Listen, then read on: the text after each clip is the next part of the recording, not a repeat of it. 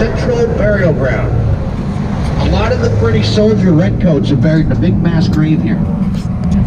The inventor of the crossword puzzle is buried here. He's 5 down, 3 across. And yeah, you see Edgar Allan Poe down to the left there walking with the rain. He was born in this block back in the early 1800s. You see all this land in front of us here? That all used to be the Charles River. And that's what we call the Back Bay of Boston. This street that we just turned onto used to be the shoreline of the Charles River. That's called Charles Street. The Back Bay is about 480 acres of man-made city, mostly shoveled in by Irish. They came over during the Great Famine of the mid-19th century and eventually took the town politically. Where people get their wedding pictures taken. This is the prettiest part of town. It's called Boston Public Garden. Beautiful statues, lots of ducks and geese. And to make way for duckling statues are down to the left. There's somebody sitting with Mother Mallard right now. And then the little ducklings are Jack, Cack, Lack, Mac, Knack, Moack, Pack, Pack.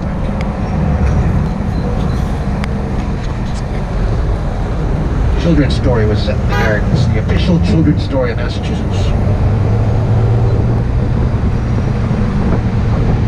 And you're going to see Cheers coming up on the right from the TV show.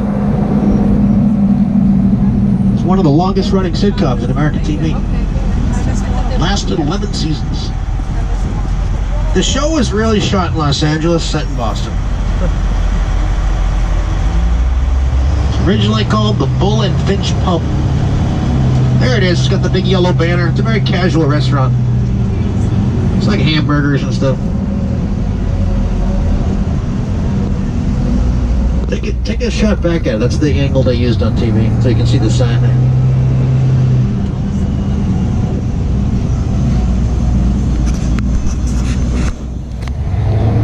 Okay, so the streets here in the Back Bay are much different than the downtown. It's an even alphabetical grid.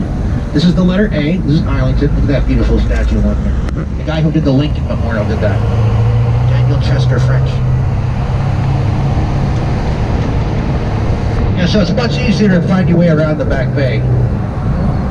This is the letter A, Arlington. The next street's Berkeley, then Clarendon, Dartmouth, Exeter, Fairfield. Fenway Park is the letter I, that's Ipswich.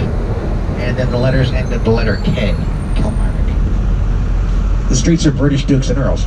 Even though the revolution started here, it was still an English town, culturally. English-American Yankees. It's kind of a weird word, Yankee. People always think of the New York Yankees. We're in town tomorrow, by the way. The word Yankee is Dutch. It comes from the words Jan Kees or John Cheese. Because, you know, New York was originally a Dutch colony, Dutch port. And a lot of the men's names were Jan. And they would trade cheese to other Europeans. So when they'd see a Dutchman, they'd say Jan Kees, John Cheese.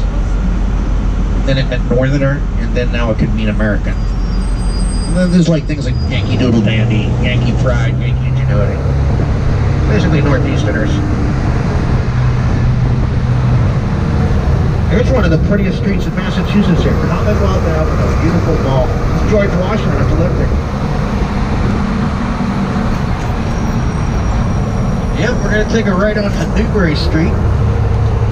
This is the fancy designer shopping street. 8 blocks of designer shopping. It is the nicest, busiest shopping street in town. Even if you don't want to shop, it's a cool street just to walk down and people watch.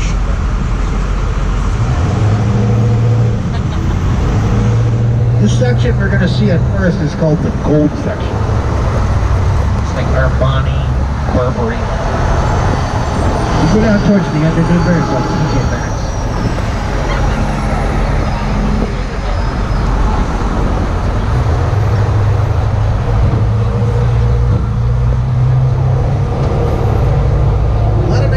Restaurants, art galleries. Very cosmopolitan. A lot of beautiful churches here in the Back Bay. Here's the Emmanuel Episcopal on the right here. And you You're gonna see Brooks Brothers on the left. That's America's oldest men's clothing line. Abraham Lincoln was wearing a Brooks Brothers suit when he died.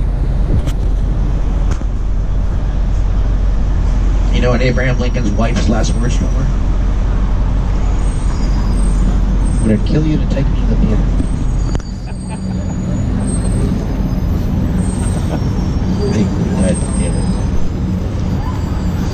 Yeah, so the first 3 blocks here are wicked expensive, and then once you get above the 3rd Street, that's where more people hang.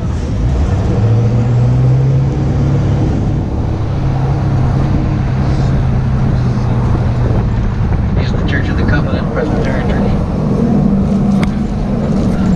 Most of the churches you see on the tour are Protestant, because the original settlers were trying to purify all Roman elements out of Christianity. However, nowadays, Massachusetts is 60% Catholic. That's due to immigration from South America, Ireland, and Canada.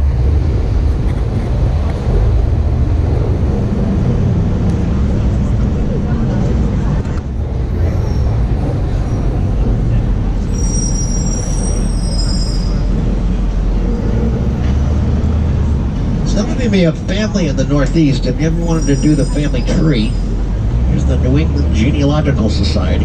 Right here, they cover all of New England. They cover New York State and Nova Scotia, Canada. Boston was founded in 1630, but Massachusetts was first forged by the Pilgrims down at Cape Cod in the year 1622. 10 years later, they came to Boston. Pilgrims and the Puritans were a little bit different. They kind of looked the same, they had the same clothing. But the Pilgrims hated the king, they hated the church. The Puritans didn't mind the king because they were making money through him. It was a royal charter. They just didn't like the church.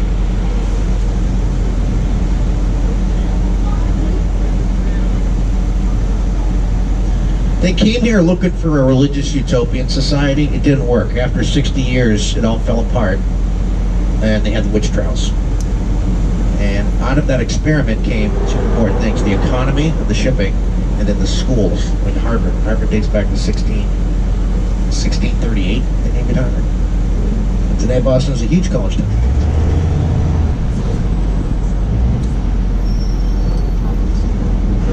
You know, you could walk over here from when we started. This is not far at all. We took the long way to get here. We went through downtown. If you were to walk the Charles River here, you could be up here in about 15, maybe 20 minutes. It's a nice walk, too. And if you ever get lost around here, just remember, the closer you go to A, you're going downtown to Old Boston, and then Fenway Park is the letter I. We're going to take a left down Boylston Street.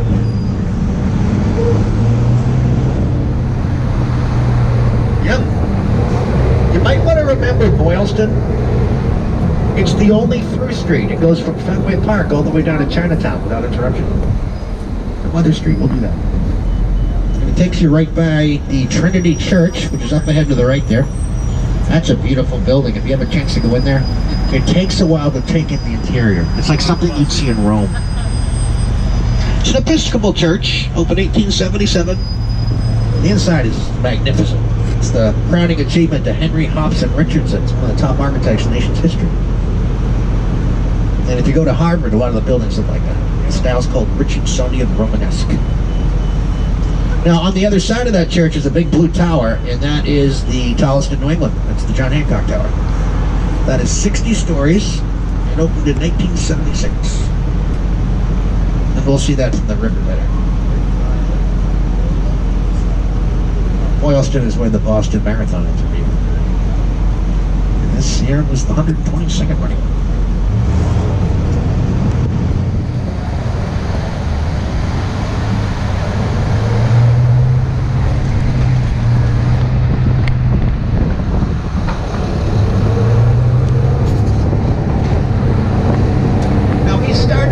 Museum of Science, which used to be over here to our left. You can see the little red brick building. That was the Museum of Science back in the 1950s. How small it was.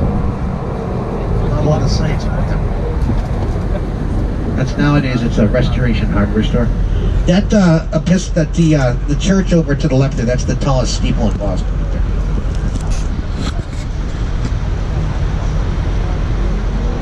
It's amazing how many of these old stone buildings they built on landfill. Keep in mind, this all used to be a swamp.